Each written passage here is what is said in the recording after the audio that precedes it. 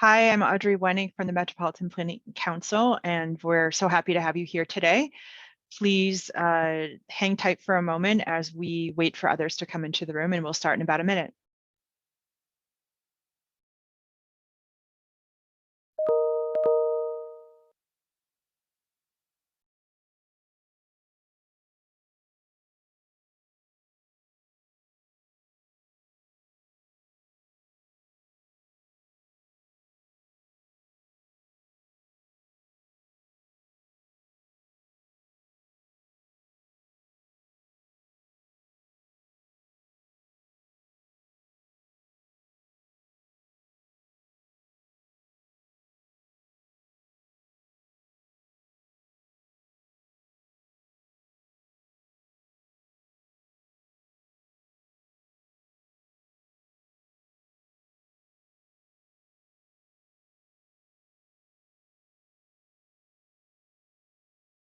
Hi, welcome everyone that's coming into the room.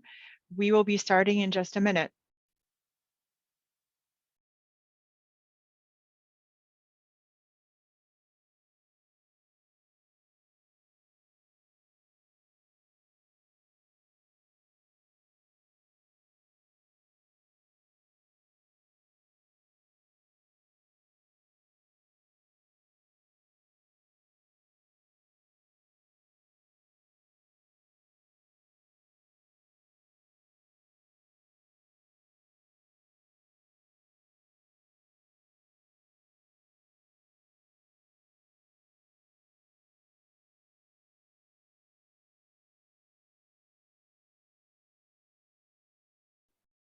Okay, good afternoon, everyone. Thank you so much for joining us today. My name is Audrey Wenning. I'm the Director of Transportation for the Metropolitan Planning Council. MPC is an independent nonprofit planning and policy organization that works to advance the sustainability, equity, and prosperity of the greater Chicago region. And we are so thrilled to have so many of you joining us here today. To make sure we can all engage easily, I want to go over a few housekeeping points briefly. We've had enabled the chat and the Q&A functions here on Zoom. You can find them both in the bottom portion of your screen. We ask that you use the chat box through the session to share your thoughts or get my attention about something. And if you have questions you want to ask the panelists, please use the Q&A function to post any questions so that we can easily access them. This event also features live closed captioning. So please click closed captions here in Zoom to turn the captions on and off. The event also features live closed captioning in Spanish. You can access them in a separate window by following the link shared in the chat. Para acceso a los subtítulos en español, por favor siga el enlace que compartimos ahora. We also want to note that this event is being recorded. We will share a link to the recording and any relevant resources in a follow-up email, so keep an eye out for that. Here's what you can expect today. First, we'll hear from Obai Reed of Equiticity, who's going to tell us about his vision for neighborhood mobility rituals. I'm going to give an introduction to Obai. He works globally as a racial equity tactician, increased mobility advocate, and racial justice activist. Obai's passion lies at the intersection of community culture and health. He works globally as a racial equity tactician, increased mobility advocate, and racial justice activist. With an extensive background in both nonprofit management and corporate social responsibility, he's most proud of his work to create a diverse coalition of people, organizations, and businesses, all working together to achieve racial equity and mobility justice across the city of Chicago. Obai serves as co-chair of the Transportation Equity Network and is a steering committee member of Policy Link's Transportation Equity Caucus. He's also an appointee on the Chicago Metropolitan Agency for Planning's Regional Economy Committee. I also want to just acknowledge, we see a comment that there's some folks having some difficulty seeing the screen, and so we're working on that. But I will keep going with our introductions. So after we hear from Obai, we are going to see one of 3 videos. So when we were on our walking tours this summer, we had a professional video crew out with us, and you're going to get to see what we experience and see some of these assets via video. So we're going to show brief videos from each of the neighborhoods. First will be the Little Village neighborhood, where we'll also hear from Ana Solano of Erie House. Ana is the program manager of health and leadership at Erie Neighborhood House. She's a lifelong resident of La Villita. Through her advocacy work in her community, she's found Erie Neighborhood House and began her journey as a volunteer. Erie House is very mission driven, and the organization aligned with Ana's values. In her current position, she works closely with community members that are most marginalized. She enjoys making connections with people that are committed to social justice and is grateful for this opportunity to share space with her wonderful neighbors. Next, we'll see the video from the North Lawndale neighborhood and hear from Michael Bradley, a former fellow at the North Lawndale Employment Network. Michael is currently a community outreach coordinator at Revolution Workshop, but was working at North Lawndale Employment Network over the summer. He is an experienced and trained social media worker committed to his career in the communications field, skilled at both written and verbal communications, with experience managing sports teams and organizing community outreach by utilizing a variety of social media platforms. He's deeply committed to helping his community and being the change he wants to see in the world. And then thirdly, we'll see the video from Washington Park in Bronzeville and hear from Sandria Washington. She is a proud Chicago-born and South Side raised writer, wellness activist, and media professional. In her current role as Director of Engagement and Partnerships, Sandria leads the Engage Bronzeville initiative to develop beautification, community relationships, and external partnerships, storytelling, and funding. She's a longtime volunteer with several local and national organizations and has facilitated youth empowerment workshops for the Metropolitan Board of the Chicago Urban League, the Young Women's Leadership Charter School, and the Illinois Caucus of Adolescent Health. In 2012, she was awarded a competitive Harriet Tubman Trailblazer Fellowship by the groundbreaking health organization Girl Trek, and has served as a leader within the organization for more than 4 years, empowering Black women to reclaim their health, families, and communities through walking. After we see the videos and hear from the panelists, we'll go through a few initial questions as a panel discussion, and then we'll open the floor for live questions from you in the audience. So if you have a question you'd like to ask the panelists, please drop it in the Q&A box anytime, and we'll make sure we get your question asked. And now I am pleased to turn the mic over to Obai Reed.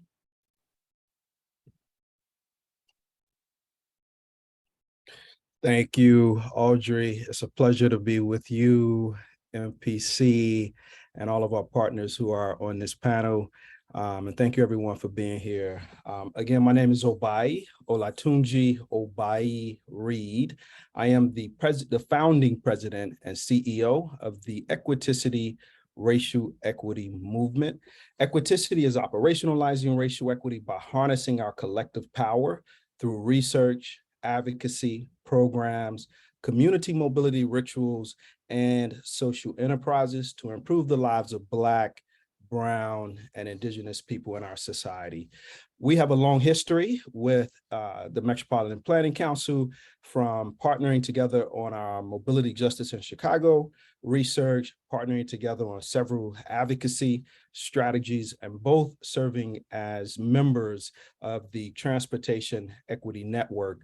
About 2 years ago, we connected with MPC on a potential walking series where we partnered together and focus on a few neighborhoods on the south and west sides of Chicago, and really think about how do we ensure that we're telling the stories of those neighborhoods to combat the often negative stories that rule the media landscape. So that's what gave birth to this series. This series is focused on walks or neighborhood walking tours, and that is part of our community mobility rituals. Community mobility rituals is a key pillar of our work, and I'm just going to briefly share a little bit about how we think about CMRs. Community mobility rituals are mobility events, socializing people around the act of mobility. Equiticity's community mobility rituals historically included our perennial mainstays of community bicycle rides and neighborhood walking tours. This year, we intensified our rides and walks by going all in within the North Lawndale neighborhood on the west side of Chicago, where we increased the frequency of our rituals to a weekly schedule through the spring, summer, and fall seasons. Also this year, we added to our rituals mix all of the following. So of course, we continue to do community bicycle rides and neighborhood walking tours. And then we added public transit excursions, group scooter rolls, and cyclovia style open streets festivals. We refer to these mobility events as rituals, given that they all have some elements in common, which lends themselves to being normalized and ritualized. These 7 elements include, number 1, the first and most important is a schedule with rhythmic frequency, whether it's every Friday night or the first Sunday of the month. Whatever that schedule is, it's important that there's a rhythm to it, which people are easily able to understand, because when they do and they enjoy the experience, they begin to fit their lifestyle into the schedule. Number 2, a priority on socialization. We want people to socialize who are participating in our rituals and create a two-way conversation between people participating in the rituals and people on the sidewalks or at the bus stops or on the porches. Number 3, a focus on racialized healing. We are deliberately focused on predominantly Black and brown neighborhoods on the South and West sides. We want to use our rituals to address racialized inequities. Number 4, reduced barriers to participation. We don't charge for our rituals. When we do bike rides, we have our bike share system here in Chicago, Divvy, to come out and provide bikes for free. We want to reduce the barriers to people participating. Number 5, we want to create some ways of establishing naturally shared customs, whether it be a movement, a call and response. We want to help establish those shared customs as it's a way to socialize people, cement social bonds. Number 6, we want to actively disrupt the status quo. We recognize that structural racism in our society is harmful to racially marginalized people, and we want our rituals to signal that we want to break away from structural racism that exists in our society. And finally, number 7 is establishing the hyper-local community ownership of our space. We want to do the work of making our community safe, and one of the elements of doing that is taking ownership of our neighborhoods. So that's just a little bit about community mobility rituals, and with that, I will hand it back to Audrey. Thanks so much, Obai. So now all of you on this webinar, you're going to get to kind of see what those walks were like. We are very pleased to show the video now of Little Village, and then we'll hear from Ana Solano next.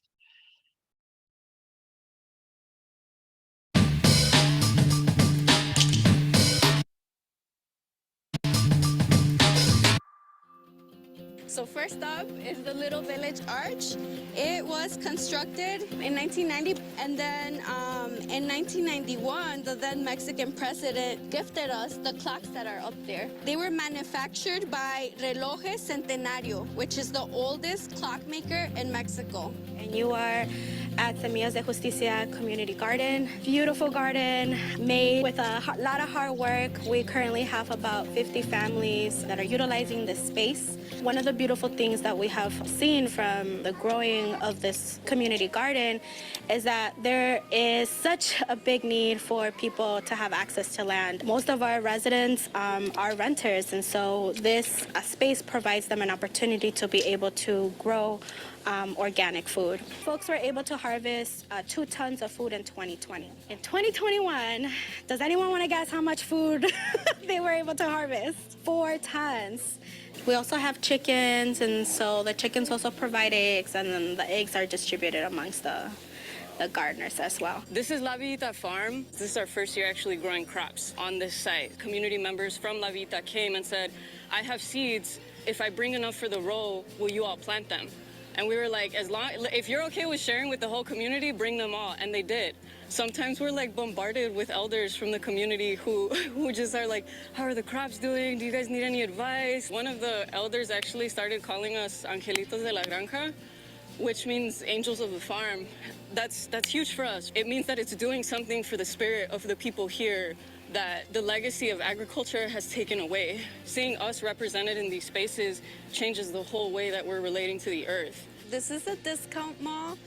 It was open over 30 years ago, and it's very special to our heart as residents because there's over 100 vendors in there, and most of them are immigrants. A lot of them used up their lifelong savings in order to open up a stand in there. One of the good things about the discount mall is that it attracts a lot of out-of-state shoppers. There's a lot of unique different stores that you can't find anywhere else.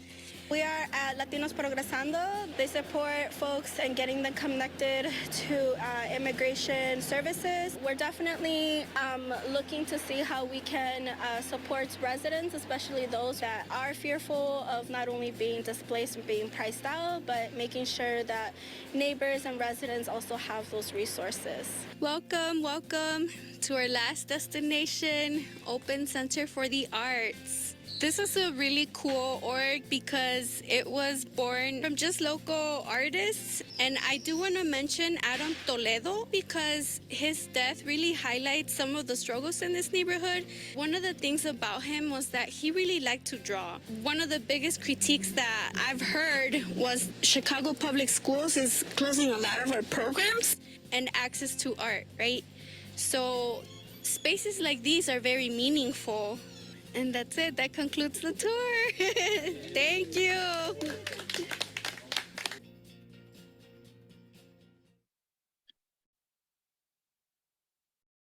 All right, and now we're going to hear from Anna, who was our guide on the tour. Hi, everybody. My name is Ana Solano. My pronouns are they, she, but I prefer they. And I'm a program manager at Erie House. Erie House has been around for a little more than 150 years. We're a social service nonprofit, and I'm just very, very thrilled to be here and represent Erie House. Like I said, I started off as a volunteer, and they're just so mission driven. They aligned with my values, and I really love all my colleagues because they have such a big heart, and it's great to meet people that are also committed to social justice. That's great, Anna. Could you tell us a little bit why you feel walking in your neighborhood is such a good way to experience it? Yeah, so I was a history major, so I'm really biased. I love learning about history. And so one of the things that I most enjoyed about the walking tour was inviting my other friends that are also lifelong residents of La Villita. And what they told me was like, yo, I didn't know this about our neighborhood. So it's pretty amazing to get to see your own home with like a fresh view. You know what I'm saying? And I also think that there's a lot of stigma in the media about our neighborhood. And it's pretty cool to change that narrative and highlight some positive assets that we have. Great, thanks so much, Anna, and we'll get to hear more when we have our discussion. But now let's turn to the video of North Lawndale.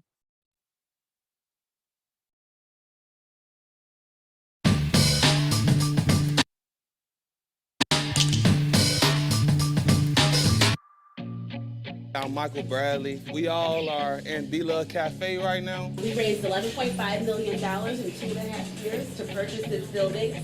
Black-led organization, and we're really about community wealth building. So in here we extract honey and package them into our skincare products made by hands. And we employ more than 500 employees into our transitional jobs. People often will ask me, well, where do the bees go? And it's really an interesting question. I'm like, you don't think we have gardens in North Lawndale? This was sort of a way to disrupt that narrative. There are beautiful gardens, beautiful flowers, and some nectar-producing weeds that produce awesome honey. So right now we are in a sunken garden. So this sunken garden was built by Sears as like a chill spot for employees. This was the headquarters of Sears. Sears began pulling out in the 70s. Around that time, the area struggled economically and the sunken garden began to fade. Although in 2021, Westside neighborhood groups started developing this garden. This gave residents a chance to have their voices heard. So there's an exciting future for this garden, and it can be a real regional destination. Our next site that we're going to be talking about is Home and Square Homes. These apartments proudly stands as one of the prime examples of mixed income housing and giving community new life. Here at NLEN, we're doing a lot of work to connect people to opportunities to purchase their first home. We want people to be invested in the community that they grew up in. We want people to be able to build wealth in the community they grew up in and really be a model for development that does not lead to displacement. Yes, so in the 80s, a lot of buildings were being torn down and leaving vacant lots. So Velma Johnson, she organized groups that have people in the community go to vacant lots, clean them out, restore them, and plant gardens in these certain areas. The lack of public spaces in this area makes this place so valuable. All right, welcome to the original Sears Tower. Rarely when you think of the Sears Tower do you think of this 14 square foot building in North Lawndale. Renamed the Nichols Tower in 2015. This building hosts numerous nonprofits. There's a lot of development going on in the neighborhood right now, and it reflects all of the work of all of the different community initiatives around sustainable development in the neighborhood.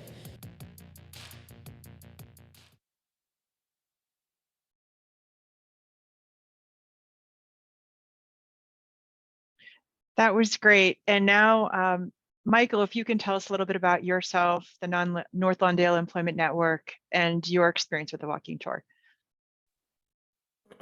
Hello, everybody. My name is Michael Bradley. Grew up in the North Lawndale community all my life, even attended North Lawndale College Prep for high school. The walking tour was great. You definitely got to see different gems that many people may not have known about. It definitely reshaped the narrative of what the North Lawndale neighborhood is all about, and you get a different perspective on things that the neighborhood have that makes it and shapes it to be where it is now. But the North Lawndale Employment Network is a great organization. I was partnered with them through a AmeriCorps program called Public Allies. Learning the ins and outs of a nonprofit. I was in the communications department, gaining so many skills that I use now for my position now as an outreach coordinator for Revolution Workshop. Thanks, Michael. Can you tell us what is something you would like Chicagoans to know about your neighborhood, especially those that may not have visited previously? Like I mentioned, just the gems that this neighborhood holds, different community gardens, things that I never knew about, and I grew up here all my life. So just the little things that that's not broadcasted everywhere, that you will have to, be in the neighborhood to notice. Thanks so much. Those bees need flowers, don't they? So now let's talk about Bronzeville and Washington Park, and we'll see that video.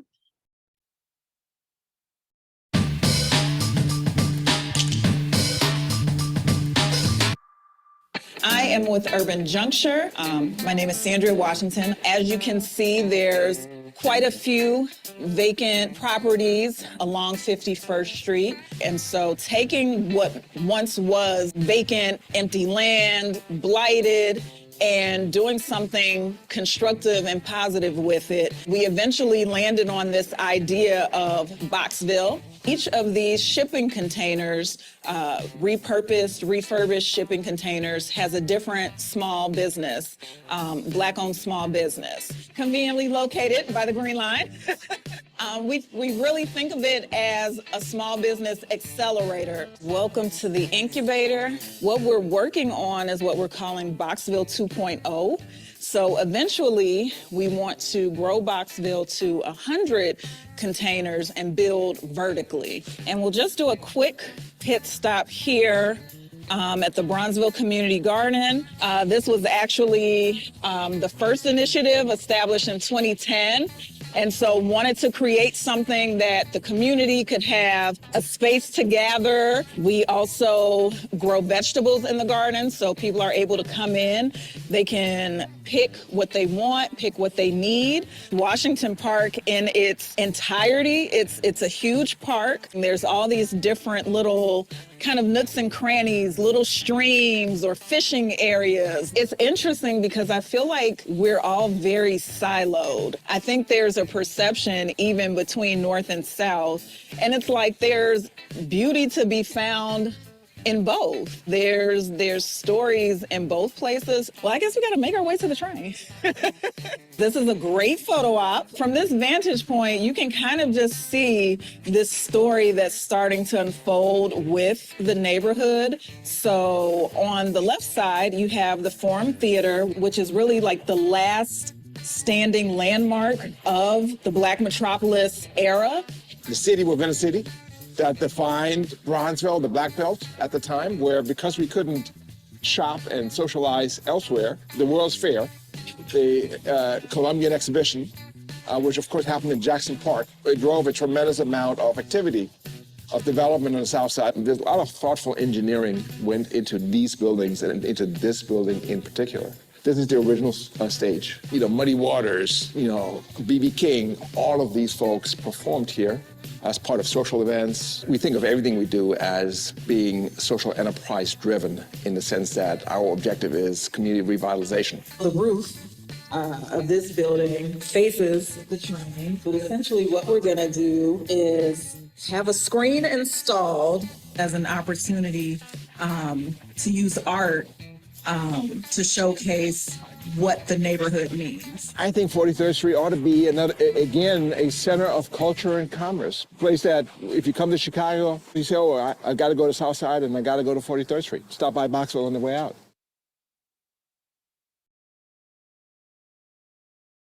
Great. And now it'll be wonderful to hear from Sandria Washington, our tour guide. Yes, thank you so much. Good afternoon, everybody.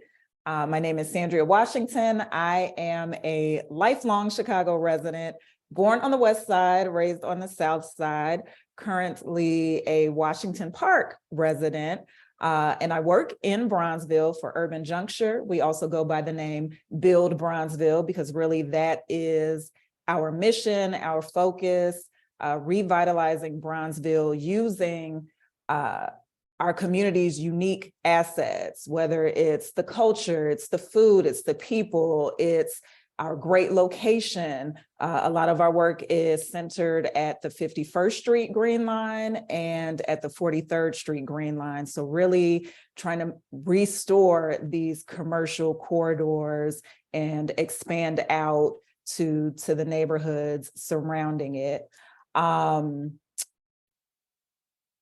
There was one more thing. What was the last part? Tell you about myself, tell you about Urban Juncture. Yeah, well, I can just jump into kind of one question we wanted to hear from you is just sort of, what would you tell someone that wants to know about your neighborhood who might not have visited previously? Oh, so many things, but since we're drilling down to one, I would say this particular neighborhood, Washington Park, Bronzeville, but South Side more broadly is just worthy to be celebrated.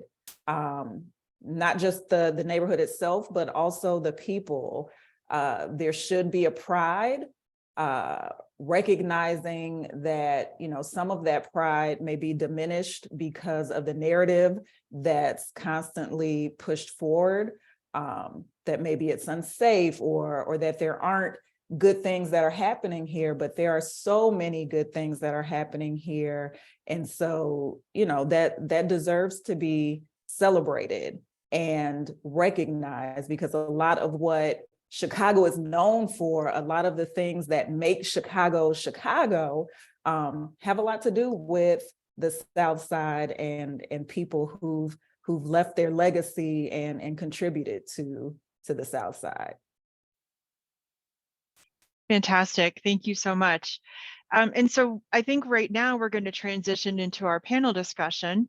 I'm going to ask the panelists a few questions, but I want to encourage everyone else who's on the webinar to please feel free, if you'd like to ask the panelist a question, go ahead and write that in the Q&A box and we'll see that, and then we can also ask that later in the panel discussion. But I want to just toss out to, you know, whoever would like to answer it. How does the lived experience in your community differ from what people see in the news about it?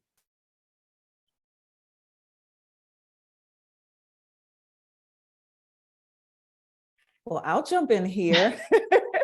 Since we're talking about the South Side, and as I mentioned, you know, there is this narrative that's pushed forward. We know about gun violence, and we know about the blighted lands and the vacant lots and all of these different things.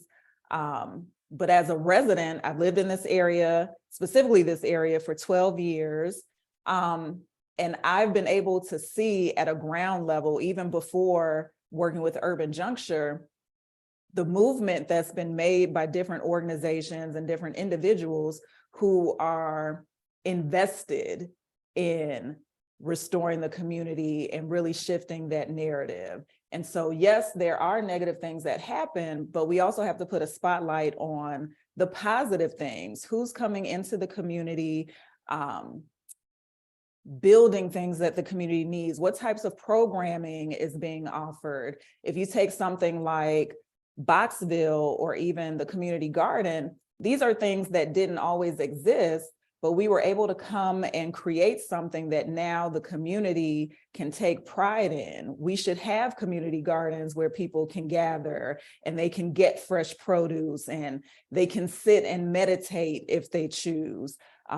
They can come to a Boxville and shop. They can spend their dollars locally. They can shop with Black-owned businesses. They can get items that they need that weren't readily accessible in this immediate area before Boxville was created. So I think there's an opportunity from within, right? In order to change that narrative, you really just have to change who's narrating the story, who's telling the story. So I think even doing a project like this, where you have a walking tour that's led by the individuals of that community, you're getting the story, the real story of our neighborhoods from the people who are actually living and working there and who can attest to the positive things that are happening. Yeah, and I'd just like to add on to that. In addition to the organizations that's making a positive impact on these communities, is also the people who've been living here all their life, who, you know, go to work every day and provide for their family. They making a positive impact on these communities as well, that ain't being as broadcast as the negative that's going on.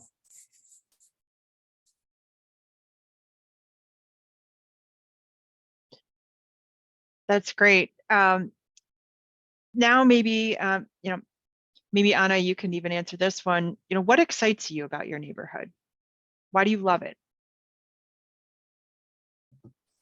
I really like the people in my neighborhood. There's never a dull day. Like, for example, there's a guy that rides his bicycle, dresses in his ranchero hat, and just sings from the top of his lungs. And everybody knows him. He's like a local celebrity. So I think people find their joy. I don't want to romanticize the struggle. You know, there's a lot of history that was intentional. But our community, they just like, they're natural organizers. Like when the pandemic hit, there were a lot of grassroots orgs that formed in order to help their neighbors. So it's been pretty wonderful to see people step up and show love to each other. Thanks, Anna. Oh, go ahead, Sandra. No, I was just going to jump in. I loved how Anna mentioned, you know, not romanticizing the struggle. And I feel similarly about Bronzeville and, you know, Black Chicago, because I think we share that similarly, where, you know, there was a lot of struggle. Even the reason why many Black people were here in this particular area of Bronzeville is because this was like the only area where Black people could live. But in that struggle, we were able to create thriving businesses, and we were able to uplift our art. And I feel like that legacy still continues. And so that's what excites me about being a resident. Before I moved to this area, I was living in South Shore, and it was always my goal to live on a street in Bronzeville, the way that Gwendolyn Brooks wrote about it. Like, that was my goal. How do I get, you know, a little bit further north to hop over to be in Bronzeville, to this place that had so much history, where Black people made so many contributions. And so it excites me to not only think about what we did in the past, but also this opportunity that we have right now to, one, remind people of what happened in the past, because I think a lot of people, even those who are born and raised in Chicago, they probably don't know, because we're not really taught about it. But then also the opportunity to create and imagine, what does the future look like for the South Side and for Bronzeville? How do we amplify the people who are making really great art right now and creating businesses and creating movements that uplift Bronzeville and kind of harken it back to the Bronzeville that existed during its golden era?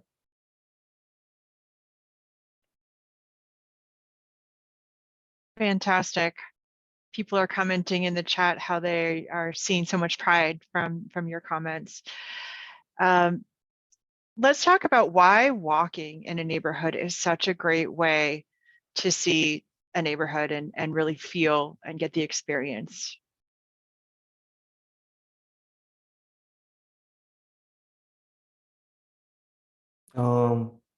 When it comes to walking, you might catch things. Well, you would definitely catch things that you won't, you know, notice when driving through or just hearing about these certain neighborhoods. Walking in the street, walking on the sidewalks, like, you get to actually, you know, feel what these people, you know, coming from these different neighborhoods, the streets they walk every day. And that's why I also think it was great having different people from these neighborhoods to share their lived experience, you know, what it's really like from someone who been there for years and could share their perspective on it. So it was great. I totally agree with Michael, just about being able to see the city differently when you're on foot. So like, I haven't owned a car since 2010, so I consider myself an expert level walker. I have walked from the South Side, 51st and King Drive, all the way to the North Side. It took a lot of hours, but it's doable, and you just get to see so much. When you are in a car, or if you're on the train, you're missing a lot of the magic of the city. Sometimes you just have to walk into situations. There's been times I've been out walking and would just walk into a festival, walk into a book fair, walk into any number of these really localized community events, something that I wasn't even planning, but because I was walking, I was able to catch these experiences and learn something new or support an organization. And when you're in a car, there really isn't the motive to do that. If you're in a car, you always make the intention to go visit a place like, oh, I'll go visit Boxville, or, oh, I'll go visit North Lawndale. And you just never do. So I think you really have to be intentional about, getting away from our normal modes of transportation and walk, or maybe hop on a bike, and really experience these neighborhoods in a way that maybe aren't even publicized the way that they should be. You just kind of have to walk into that magic. I agree with both. And I'd also like to add that it also puts into perspective how accessible the side streets are. For example, for our tour, we had a person that uses a wheelchair, so it put into perspective like the distance between each point. And it also like public transportation accessibility, like how far do people have to travel to get to a train station and things like that. So it was wonderful to see the neighborhood from a different perspective, and also just imagining like a future where it's more accessible for people with disabilities. Those are all great comments. And I want to acknowledge that Sandria is a champion walker because she's received awards for her participation in Girl Track, which is such a cool organization. Yes. I was part of the group that walked 100 miles in 5 days along the Underground Railroad. So yes, walking is my jam. I will always be an advocate for walking. Fantastic. We're getting some good questions here in the Q&A box, so I think I want to turn to some of those. We're hearing a question about what is your top priority for your community going into next year, going into 2023? Is there something that's emerging as a top priority that you're focusing on in each of your neighborhoods?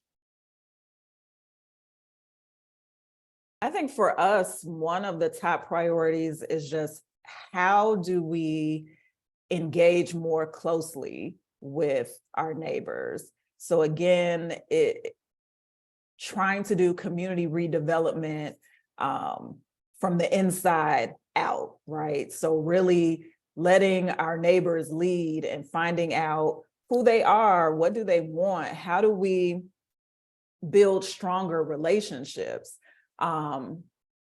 I think we've made progress over the years, but it's something that we're just continuously working on. How do we really build that relationship where people truly feel seen, they feel heard, they feel comfortable to engage in the different programming that we offer.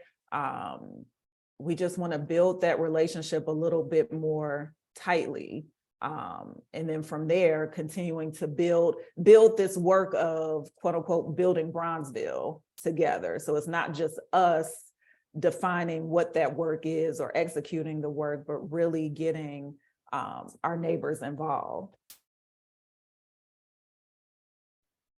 Yeah, so one of my roles here is to build connections with other organizations and nonprofits nearby. And I feel like I've been using that to share that awareness to people in my community that might not know that it's so many different organizations and nonprofits that trying to provide assistance with different resources that could help them in their everyday lives. Just getting them getting people aware of the different organizations right next door could help a lot of people.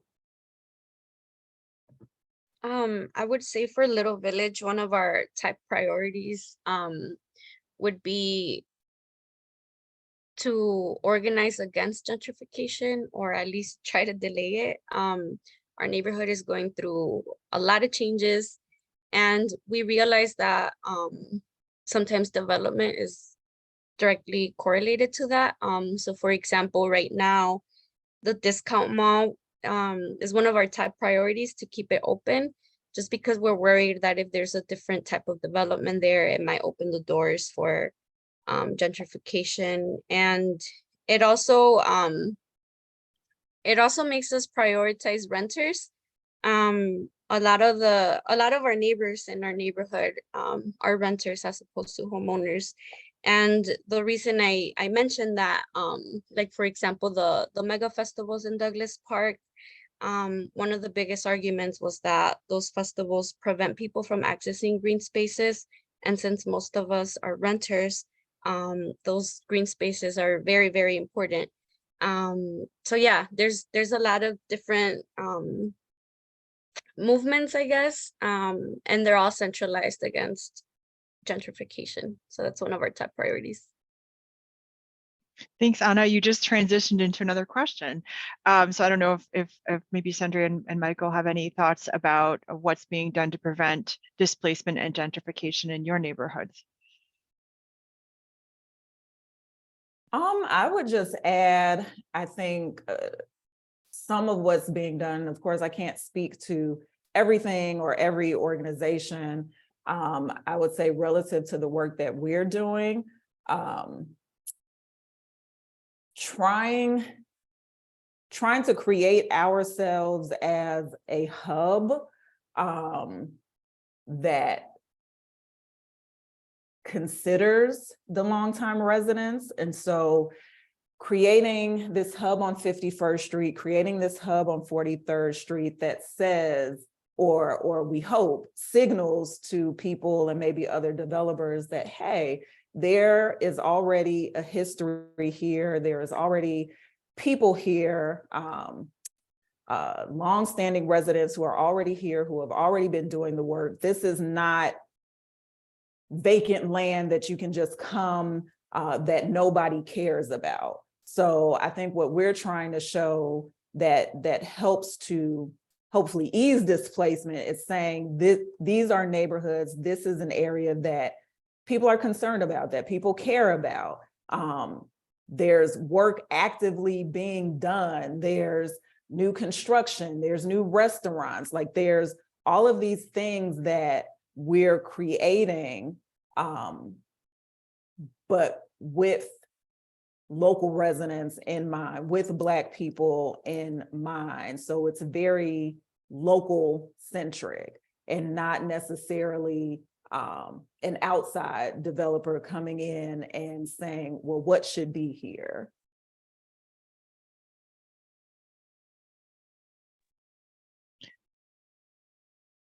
Great. So there's a question that is about, how are politicians active in making things happen in the neighborhood? So whether that's aldermen or other politicians, how are they helping? If we could, because I want to address, I see Barbara had a couple of questions above that, just kind of related to the restaurants and changing the socioeconomic status. And so I just wanted to touch on that really quickly, because I think those are both really, really good questions. So just using Bill Bronzeville as an example, 51st Street, the whole idea kind of at the foundation of how we're doing community redevelopment is to take this corridor at 51st and say, we want to double down on bringing commercial activity back to the area. So resources were taken out or disinvestment happened. And so how do we put resources back in? How do we bring commercial activity back in, or Black in, back in? And one of the ways is really focusing on food. Black food of the Black diaspora. We know that food brings people together. Restaurants not only bring neighbors together, but also brings in people from outside of the community. And so we really have focused our work on 51st around this idea of Black cuisine. So what we've been working on is building out what we consider to be a restaurant row at 51st and the Green Line. So right now we have 2 brick and mortar restaurants, but we have space to add more. And so, you know, for that very reason that you mentioned in your comment about Chinatown, there isn't specifically an area like that for Black food. You know, it isn't in Roseland or in Bronzeville or Washington Park. Like, it doesn't currently exist to that concentration. So we're trying to create at least a micro version of that on 51st Street to say, hey, if you come to 51st, now there's 8 restaurants in this very concentrated strip that cover all facets of cuisine of the Black diaspora. And just kind of building on that, that creates jobs, that creates opportunities for people to learn skills in hospitality. And that's how you start to bring back some of that socioeconomic change. You have to bring jobs and opportunities. And so that's one of the ways that we're looking to do it.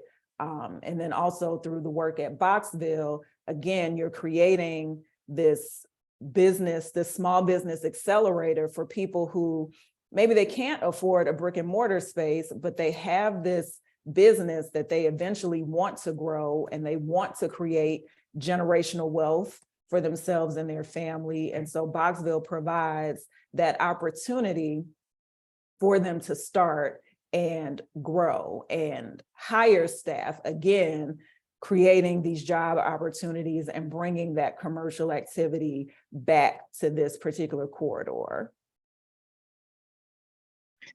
Thanks, Andrea. And I don't know if Michael or Anna, if you wanted to talk about economic development and the role of food. I know, Michael, the North Lawndale Employment Network's facility has the Be Love Cafe, which is providing food in the neighborhood and a new location. Is there anything you would add about that and the impact you're seeing from it? I just feel like we need more things like the Be Love Cafe. That's the first cafe I seen in the neighborhood growing up. I just think we need more development in these neighborhoods run by some Black-owned individuals who even from these neighborhoods or certain neighborhoods like this. So I just think we just need more things like Be Love Cafe.